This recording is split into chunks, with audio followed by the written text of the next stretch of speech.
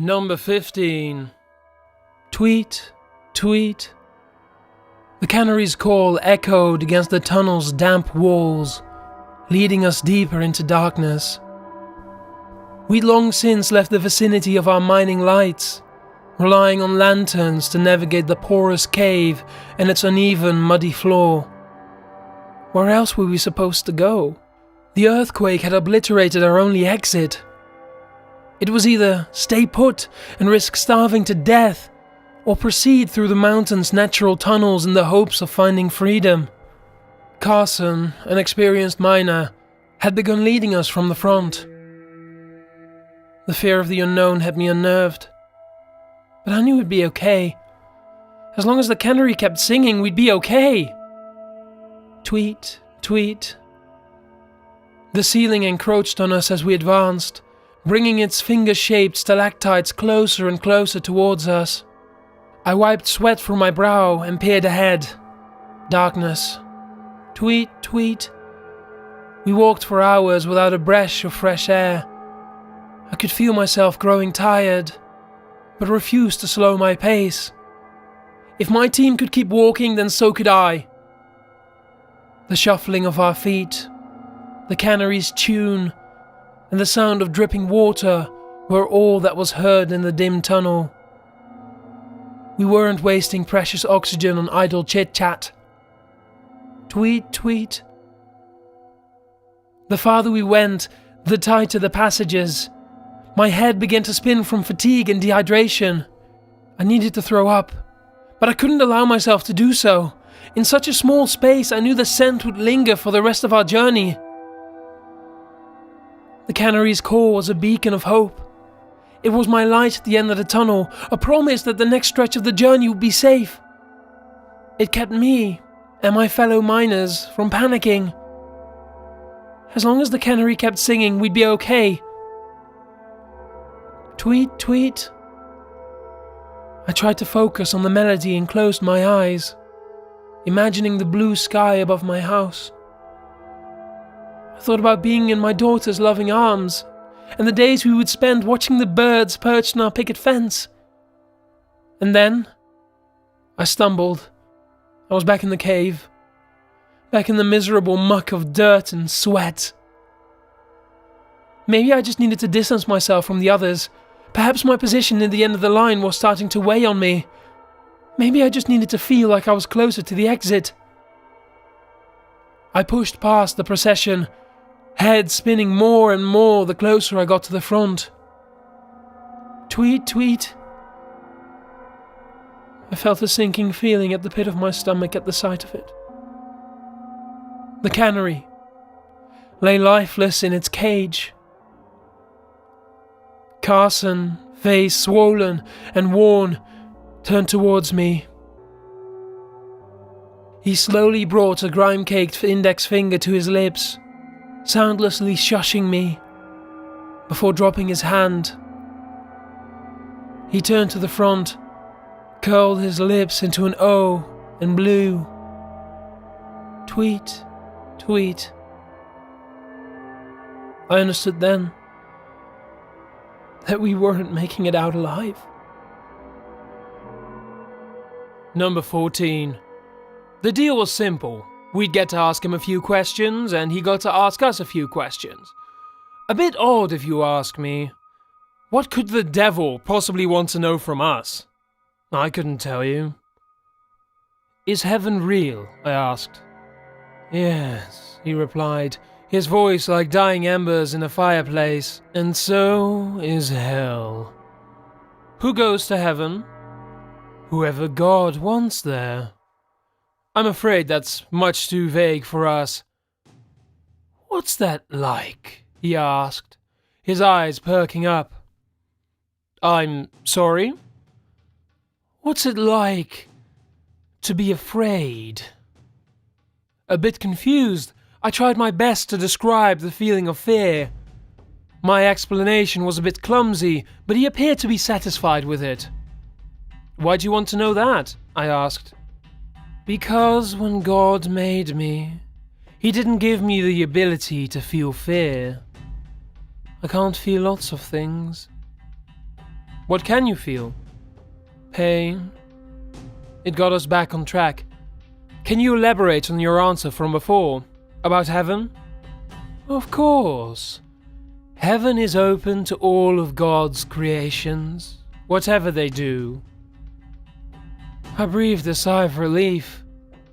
When I was called in, the people in charge told me that my primary objective was to secure information on how humanity could get to heaven. With that sorted, anything else I gathered was a bonus. Are you going to heaven too? Since you were created by God? I asked. I could, but I won't, he replied. Why? Because I committed the most egregious sin. I did something only God was supposed to do.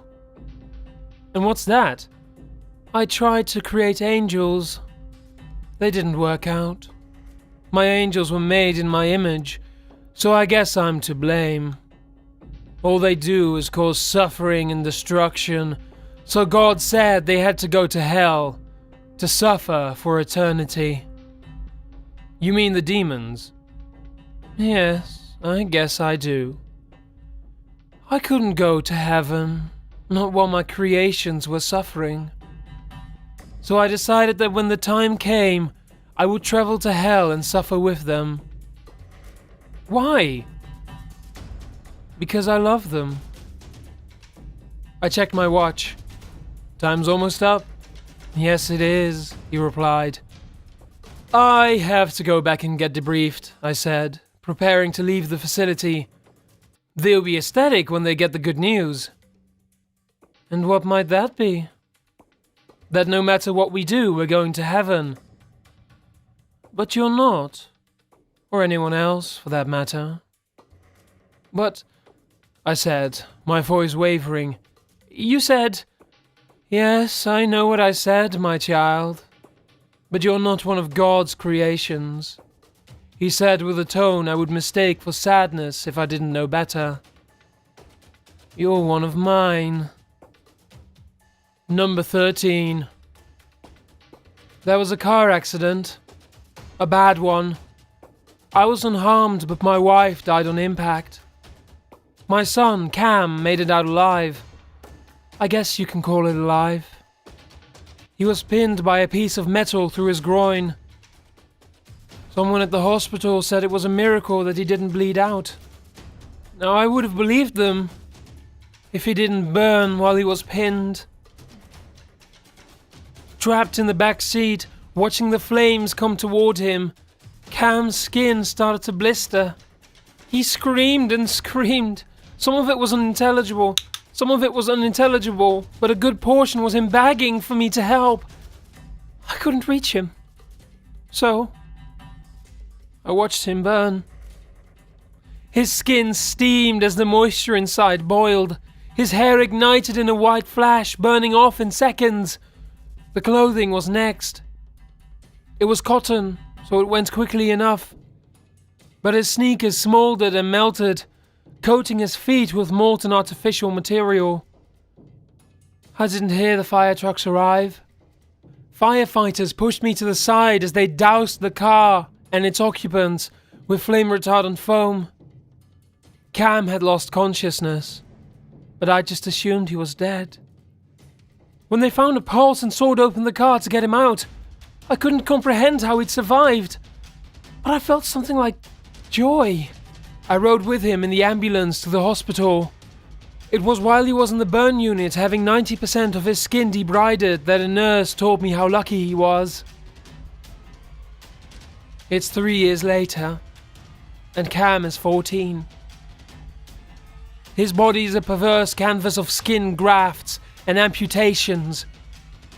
His arms and legs were burned to the bone and had to be removed. While in the burn ward, a staph infection developed in his lower jaw, which also had to be amputated.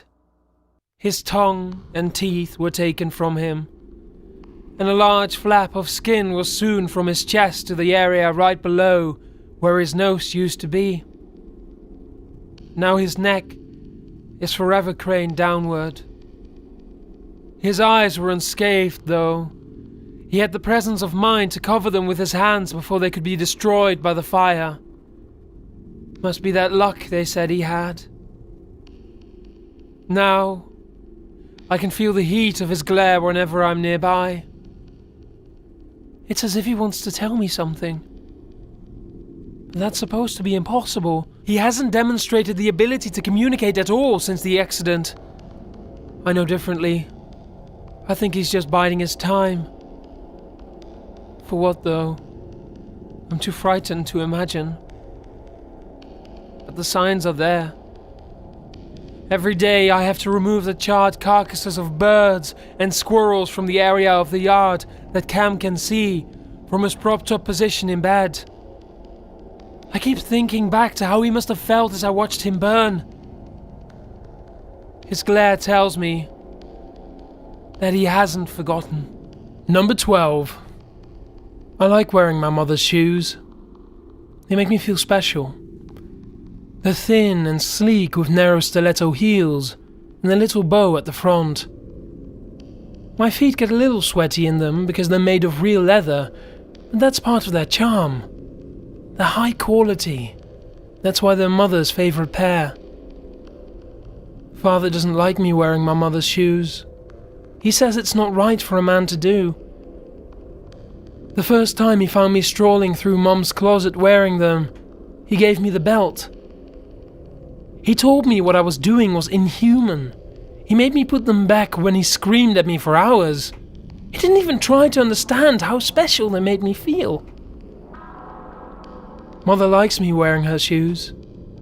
She smiles peacefully at me when I borrow them. She never scolds me like Father does. She doesn't worry I'll stretch the leather or judge me for my quirks. Wearing her shoes makes me feel closer to her. It makes me feel special. I don't care how many times Father takes them away from me and hides them in Mother's grave. I'm still going to dig them back up and wear them again. Number 11. Anya was sitting in the institution's sunroom when it suddenly lived up to its name.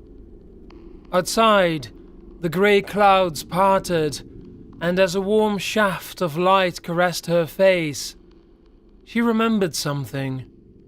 Something very important. "Depression stinks," she said.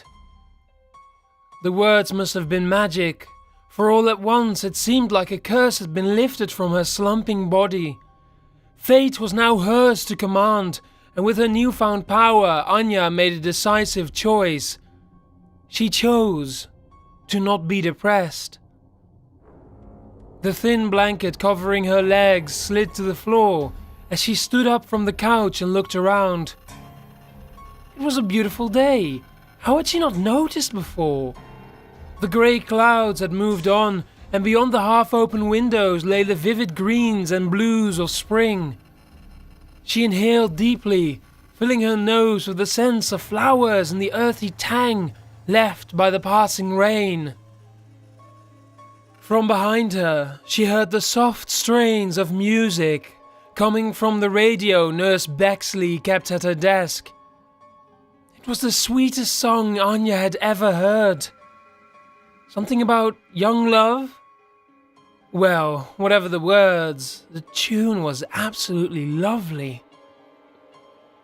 She stepped away from the couch, almost bouncing as she roamed around the sunroom seeking human interaction from the other occupants. She ruffled Wallace's frizzy hair. She danced with Nancy, twirling her around and around and giggling when she lost a slipper. She noticed the chess game Roger was playing with himself and immediately saw an excellent move which had not occurred to the intensely frowning man. Plucking up the little castle, she leapfrogged it all the way across the board. "King me," she said. Afterwards, she tried chatting with Nurse Bexley, but the stubborn woman only grunted in annoyance while continuing to flip through a magazine. Obviously, her world was still grey. To Anya, however, everything was as colourful as a cherished childhood memory. Then, she felt a tap on her shoulder, and she spun around, grinning, right into the arms of Dr. Margrave. Dr. Margrave was grinning too. but his grin was a hungry one. Anya's face fell as more memories came flooding back. "You," she said, her voice lowering to a whisper. "You suck the sunlight from the world." Dr. Margrave pretended to be hurt.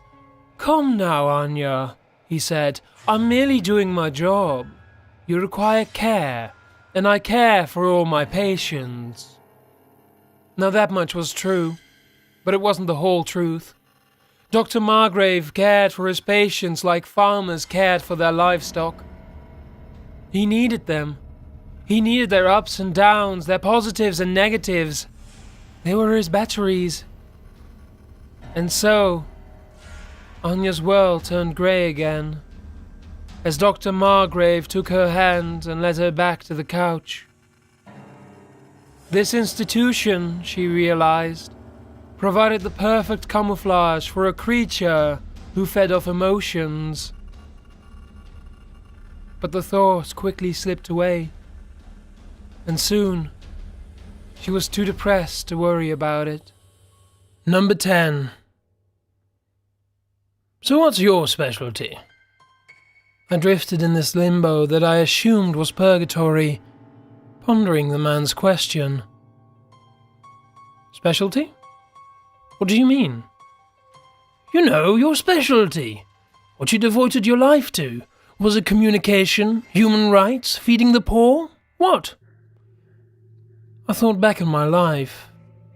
Spent drifting aimlessly from one job to the next, making no special connections, engaging in no particular hobbies. I don't think I have a specialty. The man looked at me in shock. "You don't have a specialty?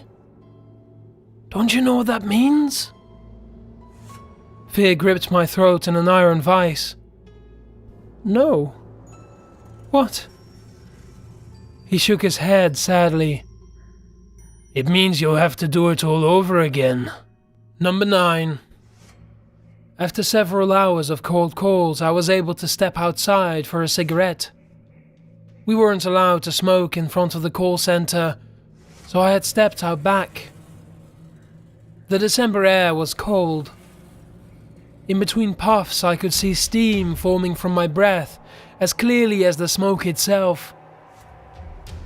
I allowed myself to be entertained by this distraction for a brief moment. I turned to flick my cigarette in the storm drain when I noticed a pair of eyes staring at me from below. I stood there, locked in its gaze. Its blue eyes seemed to glow in the darkness that surrounded them. I felt the heat on my finger as the cigarette cherry burned close to my finger and snapped out of it. One of the girls I worked with walked past me. A black hand shot from the storm drain and grabbed her by the ankle. She screamed loudly as she was pulled through the small metal opening. Loud sounds of teeth tearing into flesh and bones snapping filled my ears. After a moment, that could have been anywhere from a few seconds to an hour, the blue eyes returned and stared intently into mine. I slowly backed away and darted inside. A few of my co-workers were headed out for a smoke.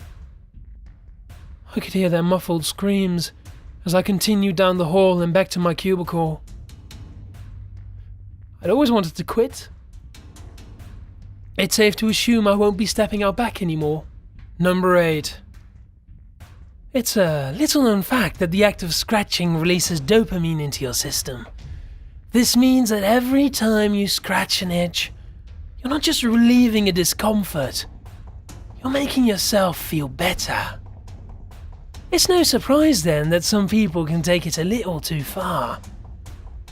Craig had an awful itch that needed to be scratched. His short fingernails desperately dug along flesh, hoping to alleviate the horrid sensation tinkling inside of him. Scratch, scratch, scratch. Ah, it felt so good. Scratch, scratch, scratch. He broke the skin. Blood began to trickle out, but his fingers had not yet reached the spots nagging at him. Scratch, scratch, scratch. Dopamine seeped into his system, filling him with a pleasant sense of relief, though not enough to stop him quite yet. Scratch, scratch, scratch. Oh no, he couldn't stop, not even after he made it through all the layers of skin and to the muscle tissue.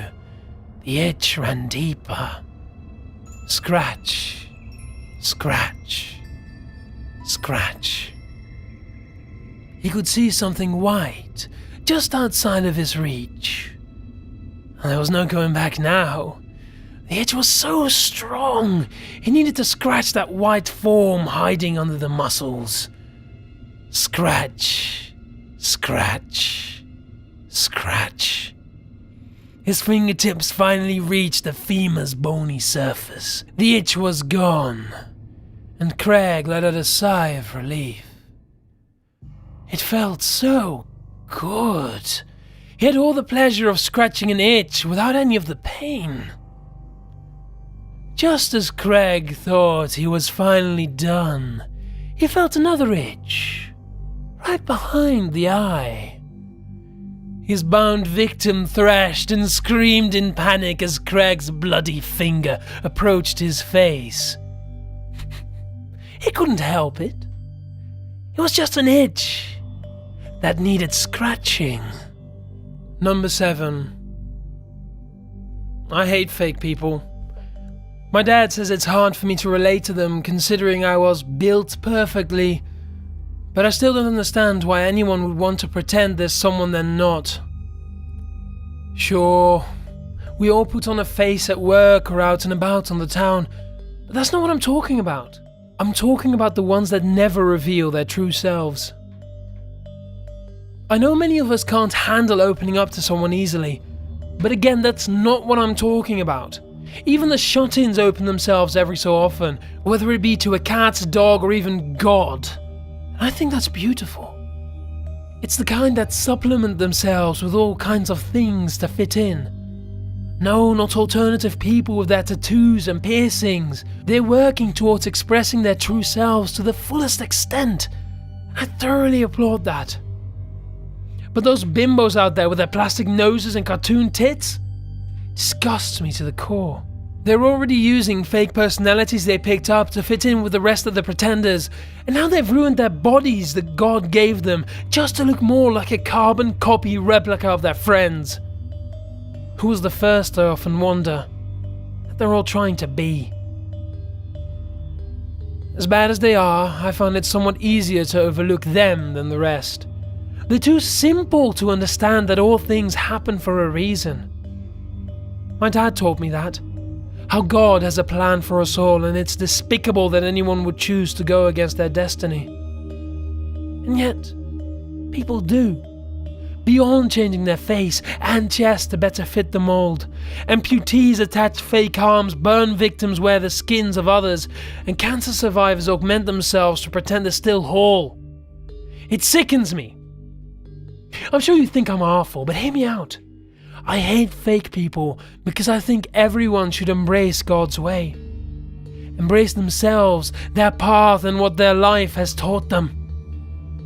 Wear injuries and pain with pride that you have survived so much. But no. You'd rather pretend, slap the man upstairs in the face, ignore what has been given to you, cover it all up with makeup and a smile so your friends won't have to accept you for who you've become. Even when they've got their own scars they're covering up. Oh, how I wish I could say, I've come up with a way to make everyone understand my perspective. Well, the perspective I had, anyway. See, I was in a minor accident recently. And before you say, ha! I didn't need any surgery, or any of that plastic nonsense. It was a simple trip down the stairs, nothing more than a few bruises here and there. I fully intend to wear them with pride.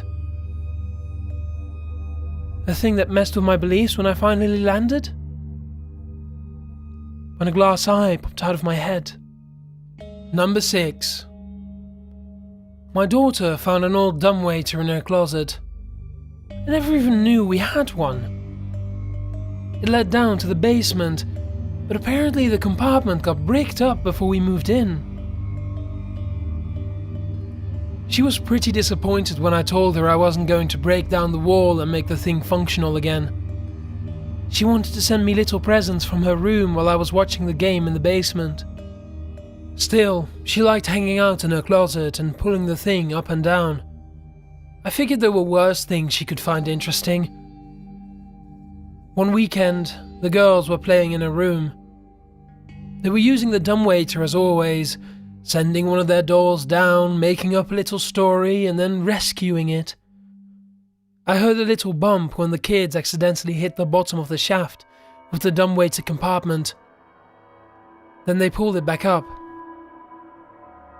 The youngest one screamed. I didn't flinch. The 4 and 7, they're always screaming.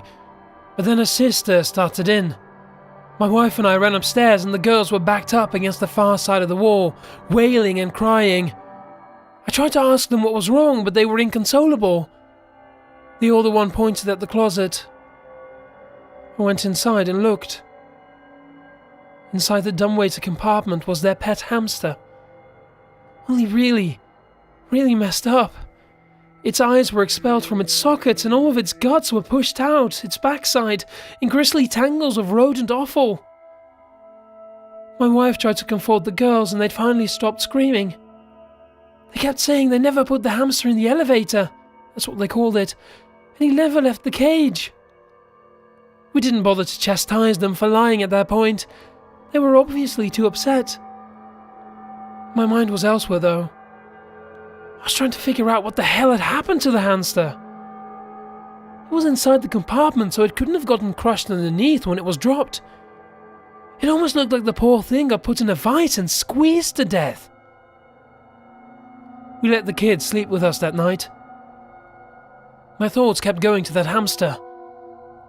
There had to be a reason for it. I tiptoed over the kids' sleeping bags and went in their room. I quietly worked the dumbwaiter up and down. On the third trip down, I felt the rope shudder when I accidentally struck the bottom. I hoped I didn't wake anyone up. I carefully pulled it back up. I thought it had gotten caught on something. It was heavier than it should have been. I gradually got it back to the top without making any more noise and locked the braking handle and opened the door. The empty eye socket of my youngest daughter gaped at me as she tumbled out of the dumbwaiter, her entrails sliding out after her. Number 5. It began like almost any change, with a near-death experience. A motorcycle accident, actually, but please refrain from repeating everything I've already heard before. Trust me, I won't be getting on one ever again. I've paid dearly enough for that lesson. I first mistook them for hummingbirds, the flittering little beasties, but it didn't take long for me to get a closer look. When you live on the edge of a city, you're not too accustomed to seeing hummingbirds flying around nearly everywhere you look, much less in packs. I was housebound for several months during my recovery, which gave me more than enough time to examine them.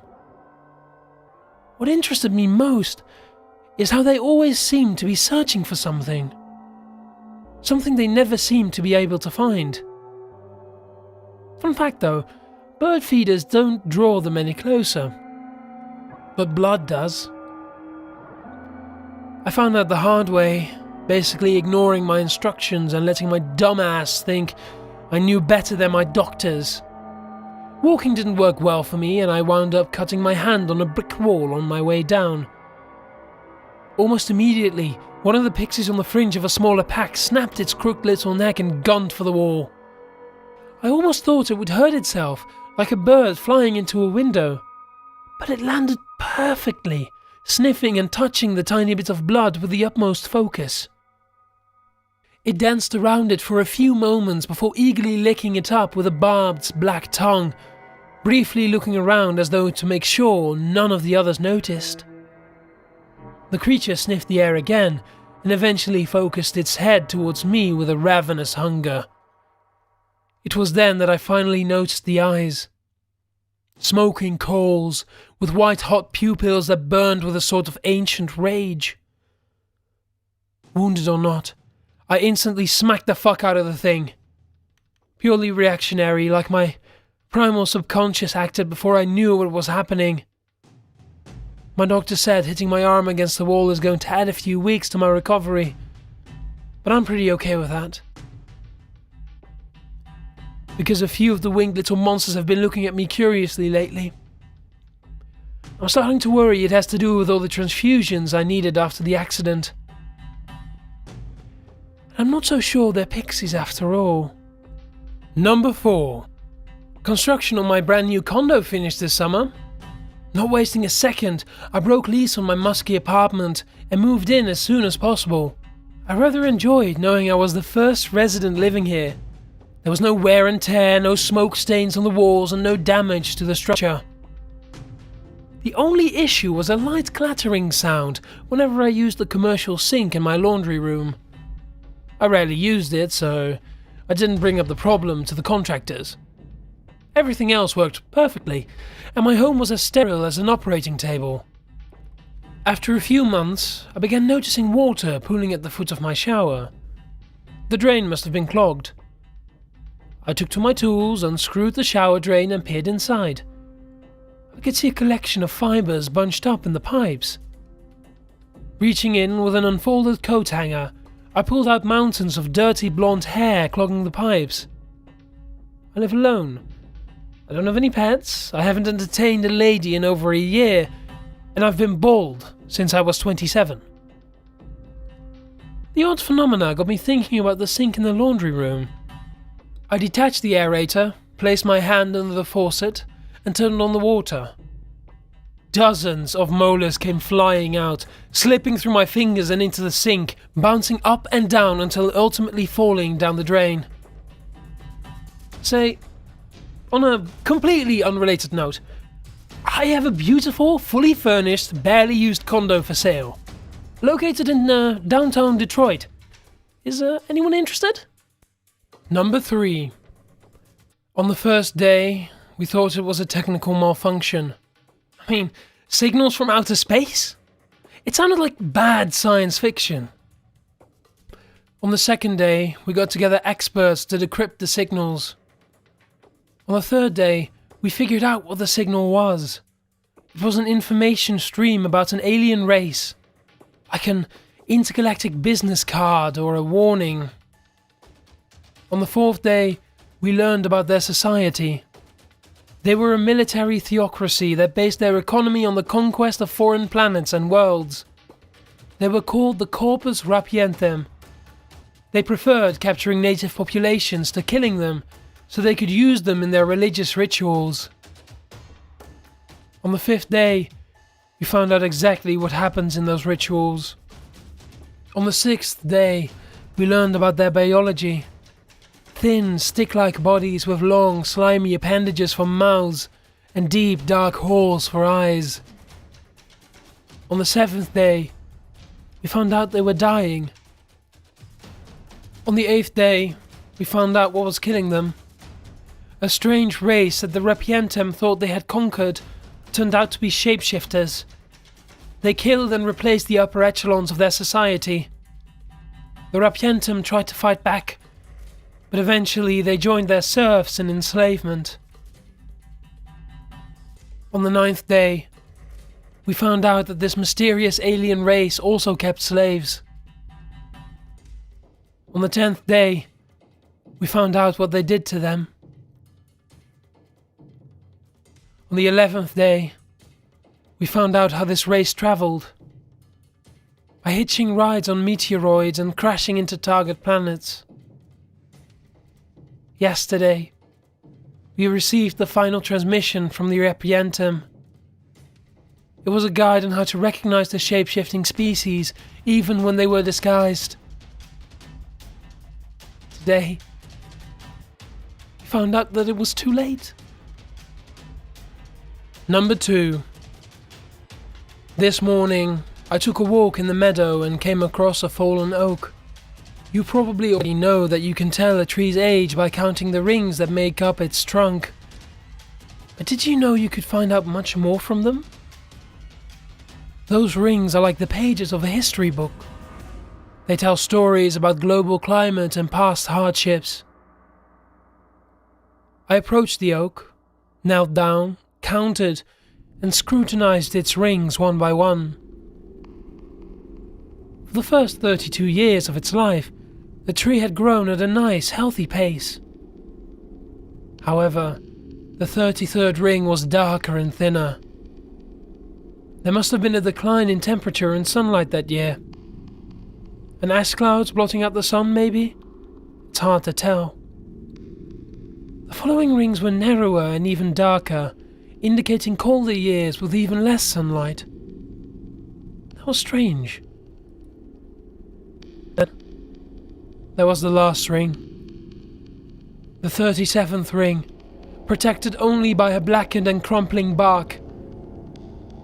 It had an odd hue I'd never seen before, a putrid mix of mustard yellow and sickly green. I grabbed a piece of wood and prodded the ring lightly. My stick poked a hole into the tree and disintegrated, as though eaten up by acid.